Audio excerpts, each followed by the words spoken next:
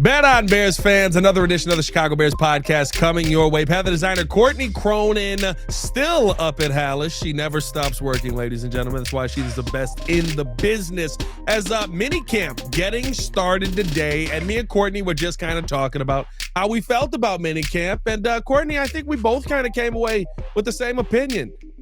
We saw football players go to work today, and that's kind of what we saw. There wasn't anything amazing. It just felt like, as Ben Johnson said, a continuation of what we saw in OTA 1 and OTA 2. And we saw more intense practices during the OTA periods that we were out there for. Like today was very similar in terms of the practice script for what they ran the last two times that we were out there. And then they've got 2 more days of minicamp. That's when Ben Johnson said they'll start to have the call-it periods, a little bit more, chance for them to go out of structure and to, keep players locked in. Guys are probably used to running this so many times by now where it's like, all right, we got to switch it up to give them something to make sure that you keep them on their toes. You find out how they react in situations that they might not be prepared for. And I think it gives the play callers a chance, both Ben Johnson and Dennis Allen, to dip into their bag. Obviously, still very vanilla. They're learning the offense. They're learning the defense. They're not going to pull out all of the stops now, but it'll give them a chance to, flex that muscle a little bit the next 2 days. But today was a work day. I think you categorized that perfectly. It was a day for them to get into a very well-attended mandatory minicamp. Certainly there's some injuries that we're keeping an eye on that kept guys out, but, there's no drama around this team right now. In previous years, some guys don't show up because there might be a contract thing. There might be some contention that's getting worked out in the offseason. This is, everybody's here. Everybody's here. Everybody's participating, and they've got 2 more days of it. Yeah, we'll see how this all plays out. Want to talk about some of our takeaways from the first day of minicamp. I think the one thing that you're going to look at is their competitions are still alive and well. And maybe a competition at a spot. That is my one takeaway from today. Maybe a competition at a spot we didn't think there would be nearly as much competition at. But we do got to let you guys know that today's episode is brought to you by the Advantage Dealer Group. Find your next Chevy, Toyota, or Acura and drive off in under 60 minutes, or they'll make your first car payment. Also brought to you by the Hard Rock Casino in Northern Indiana. Las Vegas style gaming, just 30 minutes from Soldier Field, exit 6 right off of I-80-94. All right, Courtney. Like I said, to start, I think if anybody had any major takeaways from today, you're probably trying to get people to watch an episode. I don't think there were any major takeaways from today's practice. But of course, the big conversation around the Chicago Bears right now is who's playing at left tackle. We saw Kiran get the start with the number ones. And listen, when he looked bad, the last time we saw him get the start, I was very hard on him. I got to give him credit today. Looked like a left tackle. He looked like somebody who knew the plays that they were running, knew where to be, knew what position to be in. And the one thing that I can say about these practices we've seen, Courtney, especially from the offensive line, is we haven't seen a ton of penalties. Probably saw our first one in a while late in the practice today, and I think it was the second team offensive line in there. Because they know they're going to hear about it. I think that how Ben Johnson has consistently called things out and blown plays dead before, obviously the pre-snap procedure stuff that's gotten in the way is expected at this time of year when you're learning a new playbook. But, the more you do it, the more you rep it. And this has been 2 weeks since we've seen with our own eyes Kiran Amegadjie as the first team left tackle. Clearly he's made some strides. Now, you can't really tell the strides that he's made until he's got pads on, until we see what the actual competition is going to be at left tackle. But my biggest takeaway is that they're going to continue doing what they said they were going to do. Rotate those 2 in until Braxton Jones comes back, which will be training camp. So you've got a great opportunity if you're Ozzy Trapilo, if you're Kiran Amegadjie, to show where you stand going into the offseason. Because when they say goodbye, you've got 6 weeks to make sure that you stay in shape, to make sure that you know the playbook, to make sure you come to training camp prepared. What can you do these next 2 days to continue to, put forth the best work ethic that you can out there? And I would assume it extends to the offensive line, but something I thought DJ Moore said that really, got my wheels turning today, when he's talking about how I perceived it to be this internal monologue that players are having with themselves. Did I have the best effort on that? Was I slacking or was I going full speed? I imagine that everybody's feeling that because of how Ben Johnson's coaching these practices, to where it's making you stop and think, if you really are giving out the best version of yourself. So for somebody who's in the middle of a position battle right now, that's going to ring true, loudly. Yeah.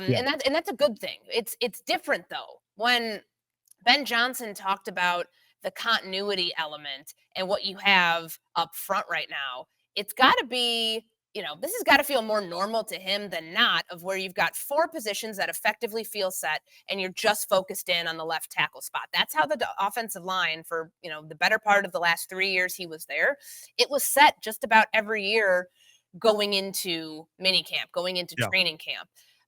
Now they've got one position they can zero in on, but because everything is still so new, how you're coaching guys who might be in year 1 versus year 10, like you're still coaching them the same. You're not singling out like, oh, we're just coaching this left tackle position. Everybody else is Gucci. They can just stay and do whatever they want to do. How they've been playing the last couple weeks, whatever at their position. I think that there is an element of, that's a good thing for a coaching staff, but they also know that this is still a brand new scheme. So Kiran, Ozzy, as they're trying to pick it up to like learn what they're doing at left tackle, so is Joe Tooney, so is Drew Dahlman, so is Jonah Jackson and Darnell Wright. They just have the beauty of they're playing next to each other. Those 4 have not moved at all during the OTA period, and certainly that carried over today to minicamp. Yeah, and listen, the big takeaway right now, I think you hit the nail on the head. You can't sit here and definitively say one way or the other that anybody's going to win a job or lose a job. But I do like the fact that you're seeing these guys not be stagnant. I think that's the one thing last year that really stood out when watching Flus is, as we go through OTAs, as we go through mini camp, as we get to training camp, and we're into training camp and we're seeing me and Courtney, how many times did we talk about pre-snap penalties, pre-snap problems that they were having before even running a play with Justin Fields, with Caleb Williams? Like, this is our 3rd practice that we've gotten an opportunity to attend here with all of the veterans present. Of course, we'll be back up there tomorrow.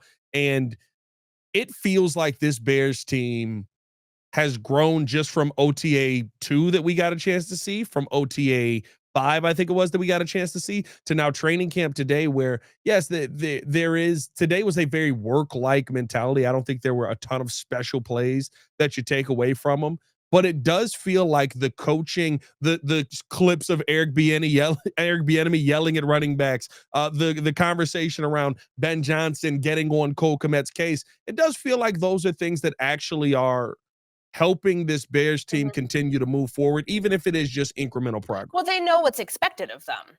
Like week 1 of the phase 1, or excuse me, phase 3. So like the OTAs started May 20th, I believe. So that's 2 weeks ago.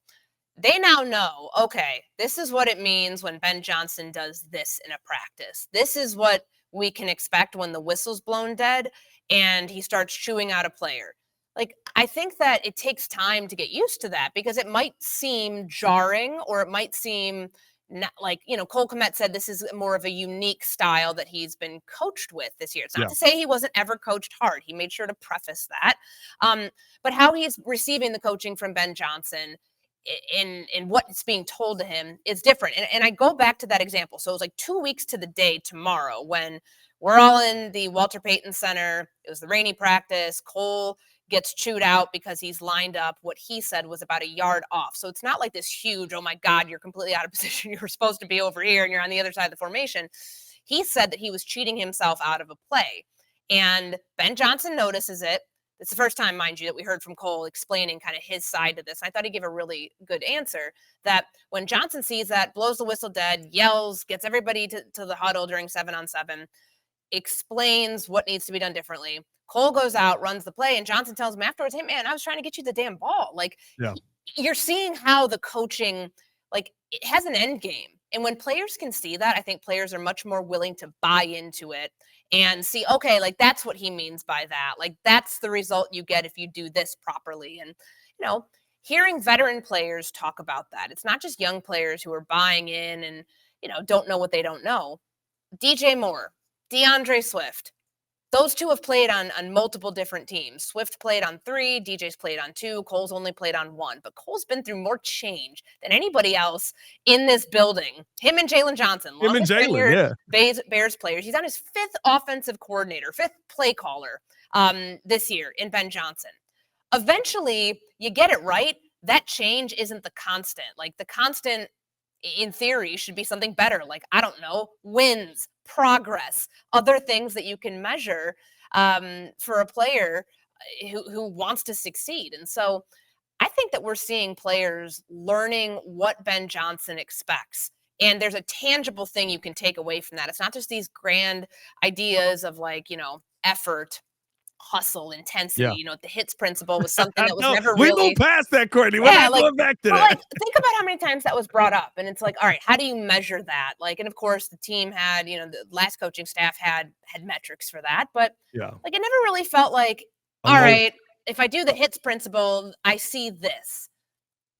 When you listen to Ben Johnson's coaching, you take the coaching, you understand why he's yelling at you, then this happens. And so far, players are articulating that in a way that shows positive growth from the beginning of OTAs to where they are right now, and just knowing what's expected of you. Because I don't know if those expectations were clearly defined from what the coaching staff expected from players last year. I think you to me, bringing up the hits principle is perfect in this because there's this principle that we watched over 3 years. People disrespect left and right. In practice, during games, we had players who had to apologize to the team because they were loafing too much on the field or they weren't blocking hard enough on the field. Meanwhile, this is your hits principle. Meanwhile, looking at this, right, maybe we're not seeing a lot of the big down the field plays or the explosive plays just yet. But I think it's the focus of what the coaching staff is trying to get out of this. They're not focused on the explosive plays just yet. Why? Because we don't need to have explosive plays when we don't got dudes that know how to line up in the perfect spot, or as Ben Johnson keeps emphasizing, right, not having the proper cadence when you start to get a Yep. little bit more fatigued when calling plays. If you're going to mess up in those moments, then the explosive plays never They happen. don't If matter. you're Yeah, not you don't get to prepared them. in the pre-snap moment, which how many times did we see that under the hits principle, that you weren't prepared in the pre-snap moment to get to hustle, to be intense, to get takeaways? It didn't matter if you had somebody down the field who was hustling to get open because you already got a false start call on a flag over here. So I think the coaching staff right now is just simply focused on getting these guys in the right mindset and getting these guys into the system and into the scheme that they are running that is a lot more focused and a lot more detailed than maybe what they had It's previously. process driven right now, and I know that it's not the sexiest thing, like, Yeah. and it's the off season, like, none of this stuff is going to blow your socks off, but if you teach people how to be coached right now versus waiting for training camp to really start to emphasize, what are the most important points that we're trying to hammer home every day? What happens when you do make a mistake? How do we want to correct that? Like, all of this stuff is, I'm sure, it all blends together because it's all we've been talking about the last couple of months about Ben Johnson, this intensity, what we expect to see. We're seeing it in real time, and players are responding to it in real time. Like when DJ Moore talked today about, I think it was Dion Miller who asked him the question of, do you feel like this locker room needed that sort of intensity? And he Yeah. said, yeah, like it shakes things up. It keeps them on their toes. It keeps people accountable. And most importantly, it keeps guys motivated because there's a proof of concept here that they are able to look at with Detroit of how Ben Johnson coached his players there as an offensive coordinator and how successful that offense was. And that was a disciplined team. Like think Yeah. about like penalties and things like that. You're not talking about the Detroit Lions, like all the pre-snap stuff, all of the, certainly after the snap, post-snap, reckless stuff. They were, you don't become, the top team in the NFC North and one of the top teams in your conference if you're undisciplined in that manner, because those things get, beaten into your brain more or less at this time of the off season. That's what these players are learning, and they're going through the process of knowing, yeah, this might suck some days. It might be really hard. It might be, exhausting to have to run plays over and over. And it's not like we're seeing them mess up time and again. Like Ben Johnson keeps No. saying, like, look, it looks messy still. But that's expected. I don't think the It's amount the of cleanest practices we've seen. yeah, like for comparison's sake, what we've seen before, like there's this looks a lot more polished than Yeah. previous years, which I'm sure I, some I of the players probably feel the same way. I can't wait to see what this thing looks like polished. And you know what? I will say this too, and I wonder if there's some of this that has to take place here to make sure that guys are paying attention to detail. I was watching the Pivot podcast, and they had Coach Belichick on recently, and he talked about how he would get on Brady, how he would get on some of those main guys, almost to set the tone of like, if I can cuss him out, Mhm. y'all better not say nothing to me. Cole Kmet, one of the first guys he's called out. I think all of us in the media room was like, is Cole getting cussed out right now? Like I've never seen Cole get cussed out. And even, I thought it was very interesting what DeAndre Swift said today, where when I asked him about, the difference between Ben as the OC and Ben as the head coach, he was like, he's being more serious now because he has to be. And then he kind of chuckled after that, but continued to say that he's done a hell of a job and seeing him transition from where he was before and the growth as a coach and as a man, excited to play for him again. But like, I think there's a part of this in the beginning where Ben is kind of like, all right, guys, look, what we did previously is unacceptable. By the way, for us to get to where Detroit was at, this is the kind of coach you're going to need, and I have to show that right now. Not that it's a show, but that he understands what this Bears team need and is adapting himself to that and is forcing some of the leaders in this locker room to have to adapt to that as well. Well, what if we talked about with culture? And I know J-Mac has mentioned this before. Like the coaches set the culture, the Yeah. players are then responsible for carrying it out. If you get buy-in, because proof of concept, guys have to see anybody, any industry, anything. You need to see something works in order to buy into it. Most people aren't Yeah. just going to give you blind faith. And Ben Johnson has a really good track record. So him showing these players what they need to do via intense coaching. And I mean, it's not like they're on 10 every single time that we're out there. Like there are moments that you can pick up on where it just looks and feels different than it did last year because simple things were not being didn't have as much attention to detail. Like when Komet says he's obsessed, Ben Johnson obsessed with these details. Yeah. You can understand where he's coming from there because you can't run stumble bum if you don't have every single detail T crossed, I dotted, perfectly executed. That Yeah. becomes a disaster. If one of 11 players is doing something wrong or is a tish off from what they were doing, you can't run that sort of play. Ben Johnson was brought in here for his offensive innovation. We know this is a complex offense. There's a lot to learn right now. So to learn the basics of a very complex offense and an offense that's going to require these players to do a ton, you better make sure that the fundamentals, as cliche as that sounds, are not things that you're messing up on. And if you Yeah. are, figure it out now instead of getting to training camp to where you feel like you're climbing an uphill, it's an uphill battle because you're still trying to learn the very basics while also doing the more complex stuff as they start to give you more of the playbook. Yeah, we'll see what Ben Johnson is able to accomplish here over the next couple of days. This is the first time we'll get an opportunity to take a look at, okay, what does the next day of practice look like after going through this? By the way, the coach who was losing it today wasn't even Ben Johnson. It wasn't even Dennis Allen. It wasn't, well, Eric Bieniemy's always kind of it was a little bit of Eric Bieniemy, but not really ever. It was Richard Hightower who was getting after guys. I think Zacchaeus muffed a punt or a kickoff, and Hightower's getting after him. So it's infectious because Richard Hightower is probably the most docile coach that I've ever seen in my life. And this Ben Johnson effect, as Caleb Williams said, is really showing out. One thing that I did see today, and oddly enough, bringing up Olamide Zacchaeus, I know that Luther Burden was drafted in the second round. And so because of that, Bears fans' minds instantly goes to Luther Burden is going to be the number 3 wide receiver. That may be the case here, right? But both of these guys were brought in under Ben Johnson's guys here. You drafted Luther Burden, you signed Olamide Zacchaeus, both of Ben Johnson here. And Zacchaeus has shown up in these first few OTAs and today at minicamp. He's become somebody who in the slot Caleb Williams has been able to really lean on and trust, especially when things are breaking down with offensive linemen not wearing pads and stuff like that. Courtney, dare I say, don't sleep on him, at least to start the season, being a guy that they look like at that starting wide receiver 3. Yeah, I know obviously right now we have not seen Luther Burden since rookie minicamp. He's dealing with a soft tissue injury. He's obviously here, He's here, but he's not on the field. Anytime you're not on the field and you're a young player trying to learn a playbook, trying to learn what you can do to get on the field, it's going to put you back. So it's good that they have somebody who, they signed this offseason. They clearly saw you resurrected your career in Washington last year. Come, be good high end depth for us in Chicago. Like that's a good sign. Certainly the pass today that Caleb threw to him over the middle, that was probably my big takeaway, the one that Yeah. happened during the early Probably portion. Caleb's best throw of the day. Yeah, throwing over the middle of the field is required to be a good quarterback in the NFL. I think that sometimes those can be difficult, leading receivers into tricky situations and being able to, find the timing to let your receivers get open. Those are things Caleb's going to have to continue to work on, but good play today.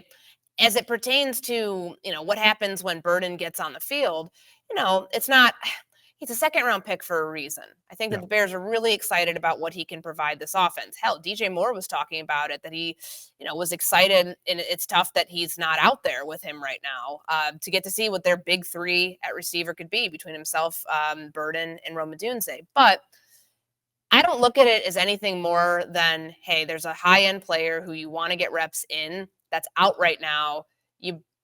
You want to test out what you have behind him. So whether Yeah. it's him, obviously Duvernay is a return specialist. That's Yes. probably where he'll shine the most. But we had seen in OTAs him getting some reps with the ones. I think it's a rotation, like just for right now. Hell, DJ Moore's been in the slot quite a bit Yeah. during minicamp and during OTAs. Does that stay the same? Like, I don't know. Maybe that foreshadows something. Maybe it doesn't. But it seems like they're really moving a lot of guys around and not afraid to try people, especially receivers, in different spots, and they maybe normally wouldn't be in season. Yeah, and listen, there's a long way to go. It's just seeing a guy, and this has kind of been the theme with some of this, right? Braxton can't fight back right now for his spot, and so you look at the best of what you have at that left tackle position right now. Luther Burden can't compete for that wide receiver 3 slot because he is banged up and he's dealing with the soft tissue things. And when you see Zacchaeus, he looks really good. The hope is that it's just really, really good depth, which is not a problem to have because this is football and people get hurt. Sure. You bring up Devin Duvernay. I think Duvernay was somebody who it's weird to see. This is going to sound like a shot. It's kind of a shot. It's weird to see 12 catching the football so much on the field.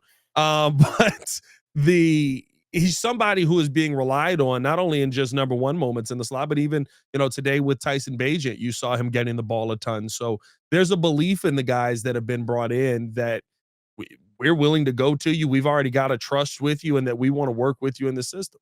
Yeah, and I mean, now's the time to build up that rapport. Like, Yeah. if like the, I don't read too much into it. Like, I know what DJ Moore said today and like throughout the idea. When I asked him about goals for himself, I mean, you're in year 8. Like, what do you do to keep it fresh? Like, you've done something clearly very well for the last couple of years to get yourself a $110 million contract. Like, how do you take the next step? And he's like, well, I don't have any goals right now because I'm still learning this offense. I don't know how many touches I'm going to have. I'm going to have less if they're going to use me the same as they did before. Maybe that's a little like just, I don't know, tongue in cheek, the right word to use there. Like, Yeah.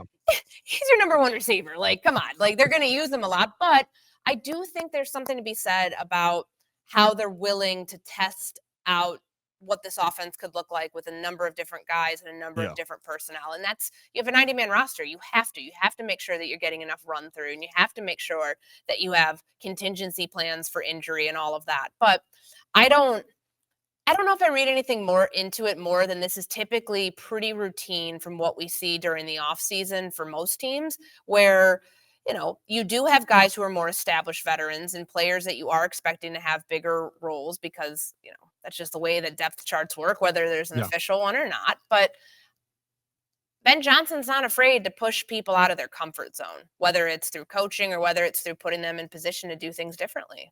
Yeah, and that to me is what has stood out the entire time is he is pushing these guys. That part where he said he looked out into the press conference, he was like, there's going to be guys that are uncomfortable and this is going to be fun. That's playing out through every practice that we've seen here. I would not say that Caleb Williams looks comfortable yet. I would No. not say that Cole Kmet looks comfortable yet. I wouldn't say that DJ Moore I looks wouldn't expect comfortable guys to. Like, wouldn't that be a little weird at like early June if you're like, oh, I've got this thing in the bag? Like, if that was the case, then why couldn't you learn the last offense? You know what I mean? Like, it would be weird, but it'd be like, wow, these guys are amazing at teaching this offense. No, I mean, it's so unrealistic. Like, Yes. For us to think anything's going to be fully grasped by now, which is why, yeah, there are moments where I think Caleb looks uncomfortable. And Ben keeps referring to the mistakes and that it's okay. Like, I think there's a reason he keeps bringing it up and couching it with it's the off season, mistakes are going to be made, and just knowing how to balance that. Like, how do you balance, hey, you guys made progress here, but you still have like a ways to go here. Maybe you took a step back here, focus in on that. There's a lot of different areas that he has to figure out, like where are we improving, where are we staying stagnant, what's taking a step back. Um, and you hope that there isn't much, and like you teach something and then guys just don't get it. You would Yeah. immediately, if the philosophy remains true to the coaches too, you'd immediately go back to the drawing board instead of trying to force it through and hope that players would get it. So I think it's I think these are good signs. I mean, obviously, it's optimism that gets sold every offseason up here at Halas Hall, but the way that players are talking about this coaching feels a little different than how they talked about it in years past, because it Well, feels like they're actually willing to take this on. yeah. I think even the big one with the body language, right? That's kind of the Mhm. first question that DJ Moore ended up getting asked about. Me and you were two people who were like, listen, I get it. Like maybe there's body language issues or there's things you can take from. It's kind of just DJ's face. Like there's a lot of times when he's in the locker room, he looks the same. But even DJ said, it's something that we just can't do. We can't give anybody ammunition to go at us. It's something that we have to be conscious of, which I think is very for DJ, I feel like it's very big the conscious of part because I do think a lot of it is just like, all right, well, that didn't work. Let's go back to the bench and sit down and figure this out. And he just kind of has a mopey face at times. And or they said this about Caleb last week, that it's not just the quarterback that needs to work on his body language. Like, it was Yeah. interesting. I was doing Sports Center today, and we talked about, for the hit I had to do in the 130 Sports Center, like, what Tap in. visuals do you want? And I'm like, well, body language. How about the Minnesota game where he's laying on the ground too long, or he's on the bench Yeah. writhing in pain, and you can understand it, but you can also be like, that's probably what Ben Johnson said.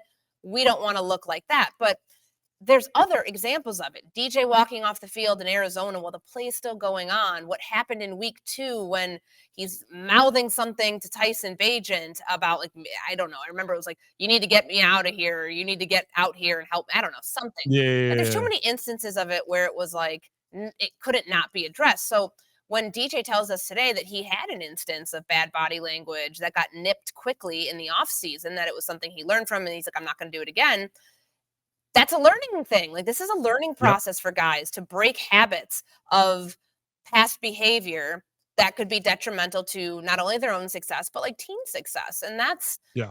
that's a part of the learning process as much as it is like learning a new offense.